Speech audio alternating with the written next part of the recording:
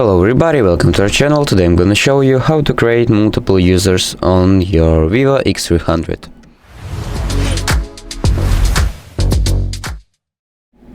So basically, if you want to add multiple users to use your phone, it's pretty simple.